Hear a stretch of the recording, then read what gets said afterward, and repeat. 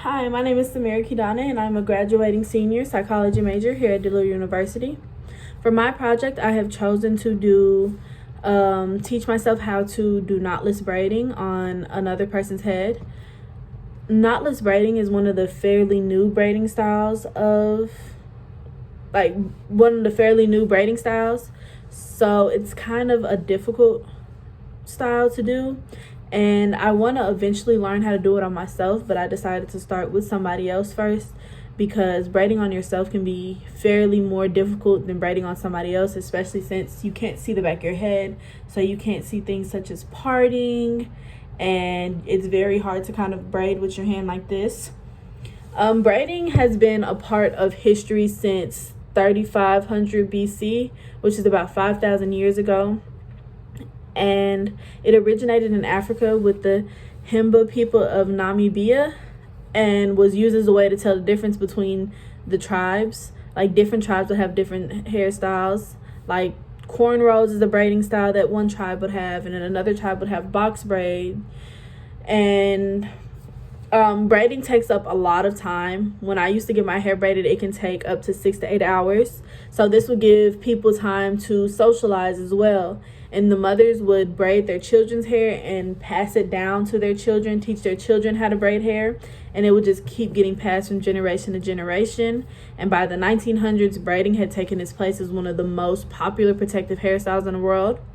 I've been getting my hair braided since I was a young girl. Most of the time, my mom pays somebody else to braid it, or she asks my aunt to braid it because my aunt will do it for free. But I feel as though, because I am an African American woman and this is a big part of our culture, I want to learn how to braid. And it can be a financial help in the future because people do pay a lot of money to get their hair braided. And it takes away from me having to ask my aunt all the time to braid my hair. So my theoretical framework is based on the incentive theory of motivation by B.F. Skinner, which is a behavioral theory that focuses on how behavior is motivated by a desire for reinforcement or incentives. Unlike other theories, this does not focus on intrinsic forces as the source of motivation, but it focuses on extrinsic forces as the reason individuals are motivated.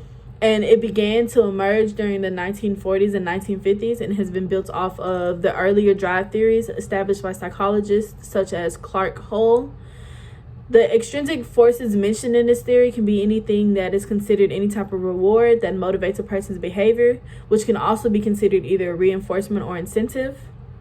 It is very similar to operant conditioning, which is when people participate in certain behaviors to either avoid punishment or gain reinforcement. For my project, I am setting an amount of time, which is 30 minutes per day, that I have to practice braiding. And if I complete this time, then I'm allowed to reward myself with any treat that I like but don't normally get, such as a snow cone from my favorite place, Bahama Bucks. It's about a 45 minute drive from my house, so it's not something I normally get. Also, I stay down here in New Orleans right now because of school, and it's back in Dallas, so that's not something I get on a daily. So getting that was a very big reward to me. Or I can get my nails done, which I don't normally do as well. If I don't complete this time, then I don't receive my reward, and that's an extra day that I have to practice, basically. So my incentive is the treat that I reward myself with after. It gives me the drive that I need to complete my task because without the reward, I wouldn't be as motivated to finish my daily practice. Another incentive that I did come up with is that the grade I want to receive on this project. That is a big incentive to me because I'm very big on my grades. So being able to receive a good grade really motivates me to finish this project in the right way. If the project was not graded or the grade did not affect me in any way, I probably wouldn't complete the project. And then I'll also be using a type of scheduled reinforcement, which is a fixed interval schedule. A fixed interval schedule is a schedule of reinforcement where the first response is awarded only after a specific amount of time has elapsed.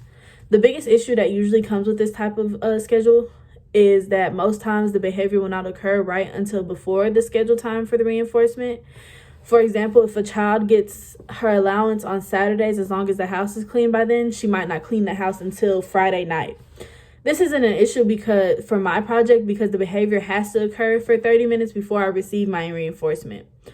This scheduled reinforcement falls under B.F. Skinner's operant conditioning and deals with reinforcement being given after an amount of time that is consistent and unchanging. For my project, I have to braid for 30 minutes. That is a consistent time that is not changing, and that is the fixed part of it.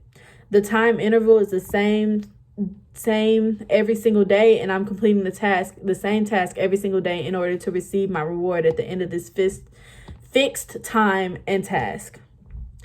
So for my methodology, I had to buy synthetic hair because you can do knotless braids without synthetic hair, but most knotless braids use synthetic hair, and it's recommended that this hair is pre-stretched braiding hair because it makes it more difficult to have to stretch the hair yourself.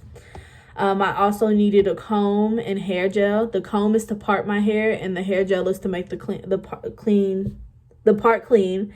Like, these aren't braids, but this is the parts. Like, this is how you part the hair, and then the gel is to make that clean so you can actually see the part.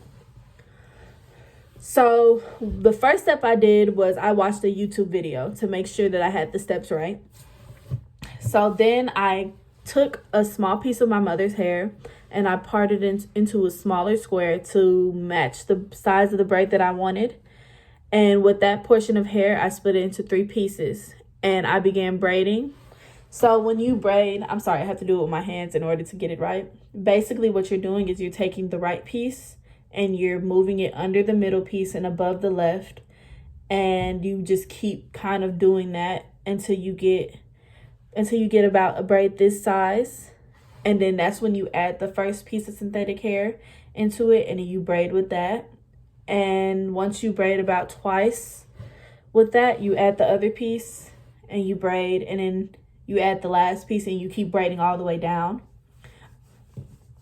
So that is how you complete the braid. At the end of that, your braid should be clean. No section of hair should be bigger than the other. So the braid should be pretty smooth and equivalent in size, and the part should be pretty equivalent to the size of the braid as well. So I continue to do this for about 30 minutes each day. Most of the time it takes me about 10 minutes to a braid, so I got about 3 braids done each day. And once I completed my 30 minutes, I was able to go reward myself with a treat like my snowball or getting my nails done or something like that. It just depends on what treat I decided for that day. I did complete each session, but for some reason, if I hadn't, then I wouldn't have been able to get the treat, and that would have been an extra day of me practicing, regardless if I had it or not. So this process lasted me about 40 days before I was able to complete a fairly nice knotless braid. On day 1, the very first braid that I completed was very poor. The parting was too big for the braid. The sections that I split the hair into, they were not equivalent, and the sections of synthetic hair were not equivalent. So the braid was very lumpy. It was not smooth at all. And towards the end, there were a lot of flyaways, which are little hairs sticking out of the braid after you're done. So it wasn't a good braid overall. By the end of the very first day, my braid had gotten better. So I had started improving on my very first day. And by the 4th day, by the time I completed the very last braid of the 30 minutes, the braid was clean. The size of the braid was reasonable compared to the parts. The size of the sections were equivalent to each other. It was a very smooth braid. There wasn't a lot of flyaways at all. And the base of the braid was also very tight, which means that the braid will last longer compared to the very first day where the base was not tight and it was very loose, which means that it'll come out quicker. Overall, I feel like I succeeded in this project at teaching myself how to do knotless braids, and I feel like using the incentive motivation theory and a fixed interval schedule really kept me on track, and it helped me there's a part in our PowerPoints that talks about practice makes perfect. So being able to practice on this schedule and being able to have that incentive to motivate me to practice really helped me perfect learning how to do a knotless braid on somebody else. And I hope to take these skills to learn how to do a knotless braid on myself. And it'll be very beneficial to me in the long run. So I'm about to add a clip into here of me doing the braid, of me actually doing the braid, because I did actually record that. And I thank you for listening to my project and my presentation. And I hope you have a nice day. Have you washed yet? Taken a shower or anything? Okay. We're gonna get you tested, okay? And hopefully we can get something. Would you be able to take him out if you saw him again? Okay. Appreciate you coming in. I'm gonna do everything I can to help you, okay? What's that gonna do with her? I'm gonna relocate her to University Hospital so that she can go to sexual assault. I'll go see about getting her some type of witness protection. I feel that she's telling 100% of the truth. I don't feel like she's holding anything back. And she's scared, and rightfully so. I mean, these people are some of the worst people I've ever heard of. This is like some bad movie. These dudes are ruthless.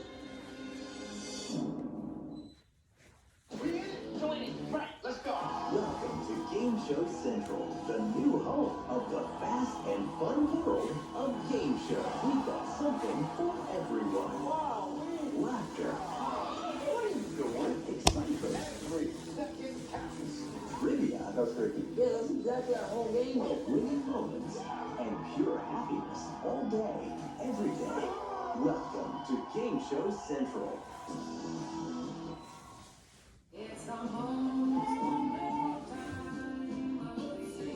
Claritin provides non-drowsy symptom relief from over 200 indoor and outdoor allergens, day after day. Feel the clarity and make today the most wonderful time of the year. Breathe Claritin Clear.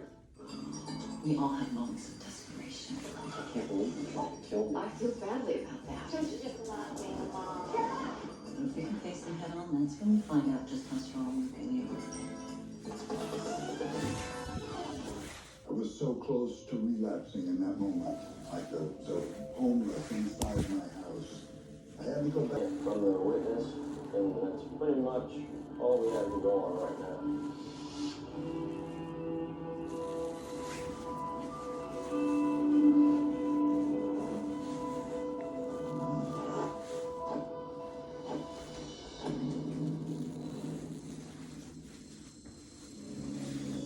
In the first 48, New Orleans homicide responded to the murder of Joseph Kyle, gunned down in his apartment.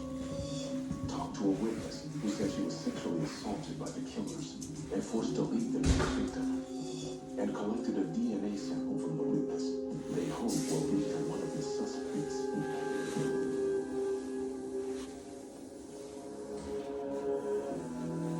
Two weeks later, Just got notified that we got a possible DNA hit.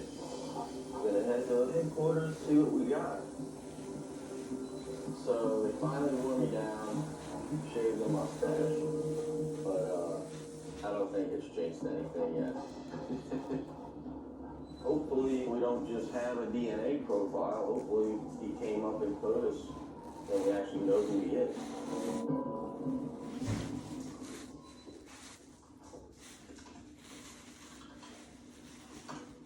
Looks like our CODIS hit is on Dontel Kennedy. Wow, not even 21 yet. How does the height label? It's pretty close. 6'1", 135. The height's almost right on. He's on parole for aggravated battery, imagine that. Kennedy also has convictions for theft and armed robbery. He got arrested for aggravated battery in 2012 and armed robbery, which carries up to 99 years in the state of Louisiana, and you're out. It's just upsetting.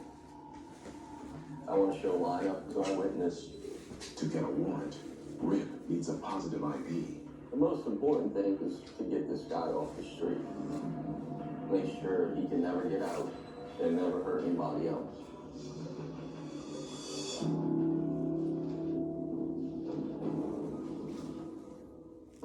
In the shooting death of Daniel Watashi, Tulsa PD may be about to take their suspect, Eric Bradford, into custody.